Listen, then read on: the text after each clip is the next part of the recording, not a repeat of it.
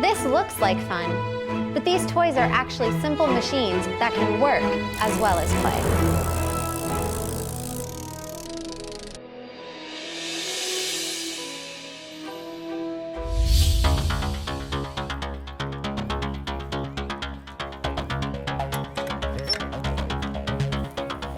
If you were to take this bike apart, you'd find it's made up of a bunch of simple machines. There are levers in the shifter, pulleys that make the brakes work, wedges in the gear teeth, and of course, the most obvious, a wheel and axle. All these simple machines have their roots in the ancient world. The 6 simple machines were developed in ancient times, in the Greeks and Egyptians, and kind of almost in prehistory they were known about. It's commonly thought that Stonehenge was built with a combination of simple machines, so they've been around for a very long time.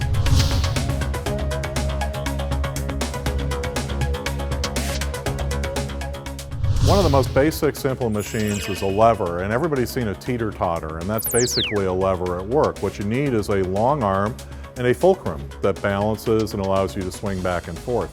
And by changing the length of the lever arm, one can change and get mechanical advantage. And mechanical advantage means that I can exert a small force and move a large object.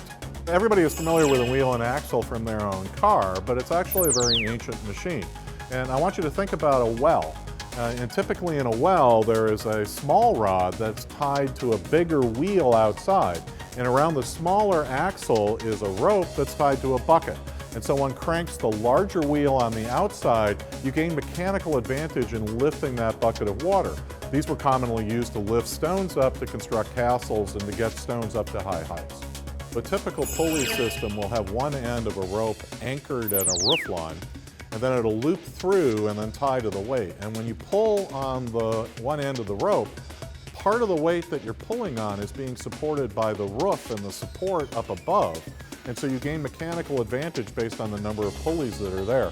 So you can, again, amplify your strength in lifting an object. So an inclined plane is just a ramp. We're all very familiar with that. And of course, the advantage of a ramp is that as you move an object up it, you gain because you don't have to support the entire weight. So we all like to lift things and push them up ramps rather than, grunt carry them up a hill. The most common example of a wedge is an axe. So think of a sharpened blade that allows you, when you hit something with it, to split in an easier fashion.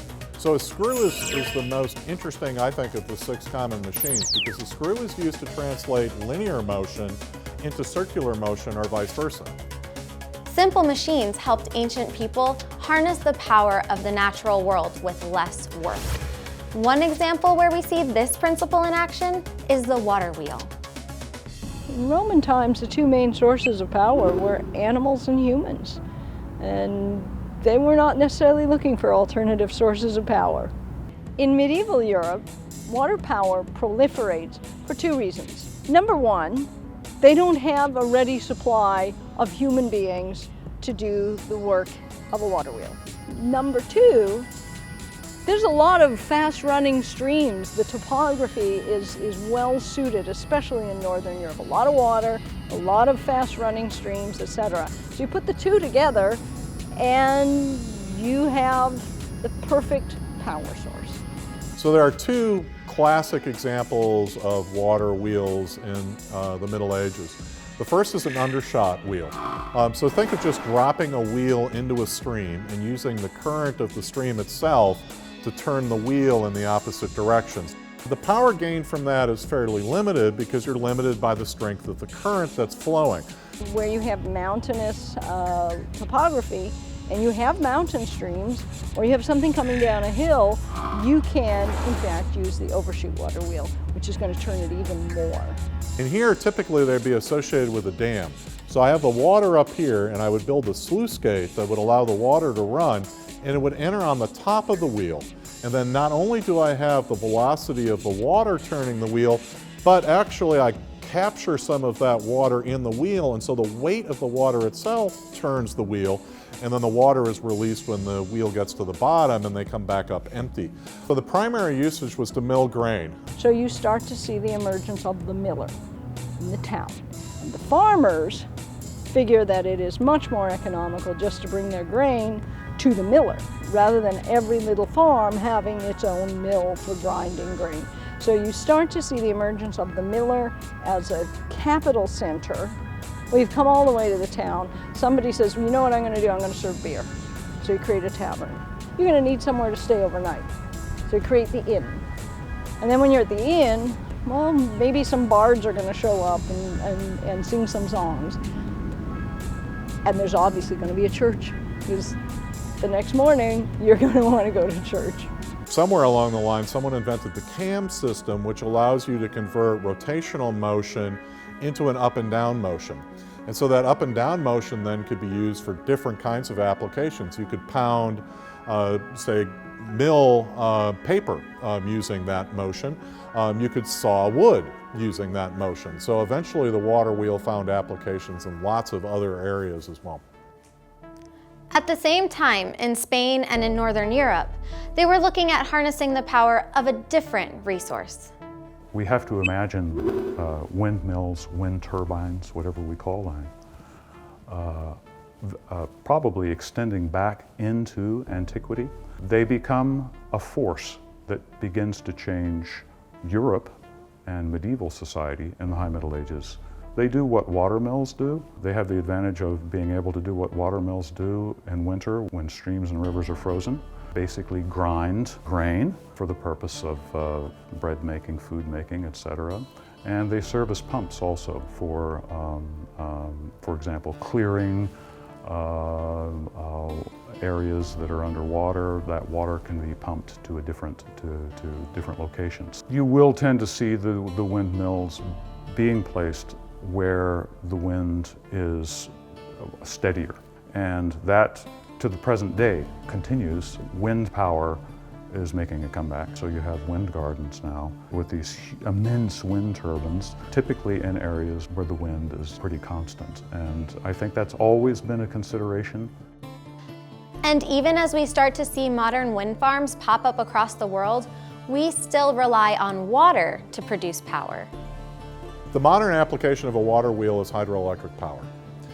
So in a modern dam, water is stored energy. It's at a very high height. They let it come down the dam, and then that powers a wheel effectively in the bottom, although it's more efficient to use a turbine like you would find in a jet.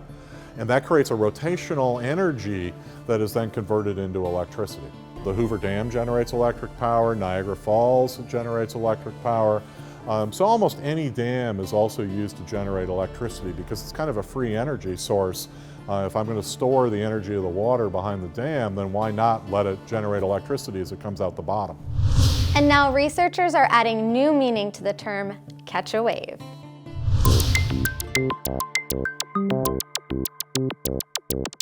One of the main thrusts of Sandia is to work on energy and energy security. And so part of that is a large renewable energies division, and I work particularly within the water power technologies division. So we work on marine hydrokinetic devices that will renewably produce power for our nation's grid.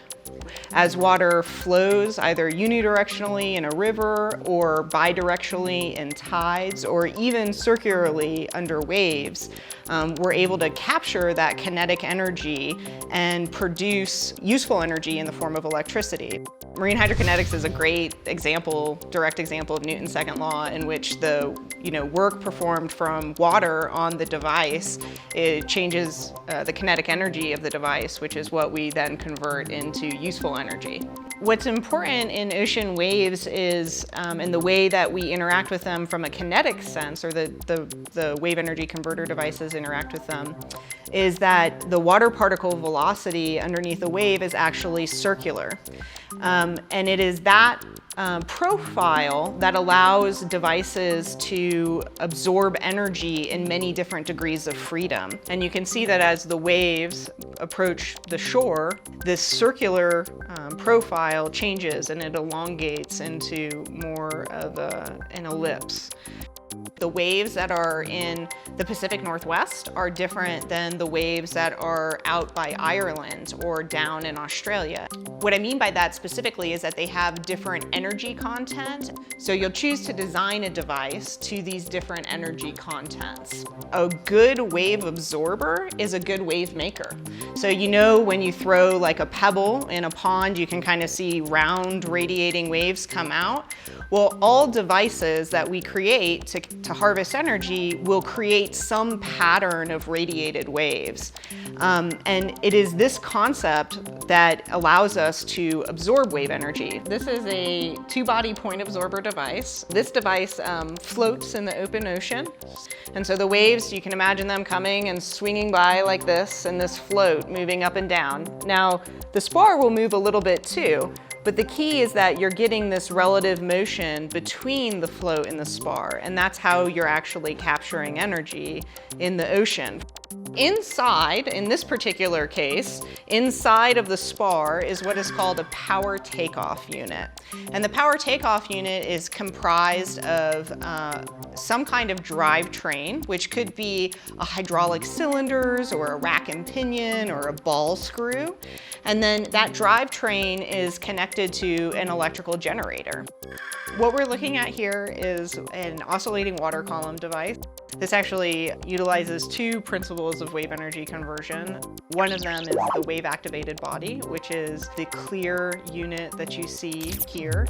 And the other is the oscillating water column, which is inside of this unit. And what we see in this video are some of the measurements that are needed to understand how the device is operating.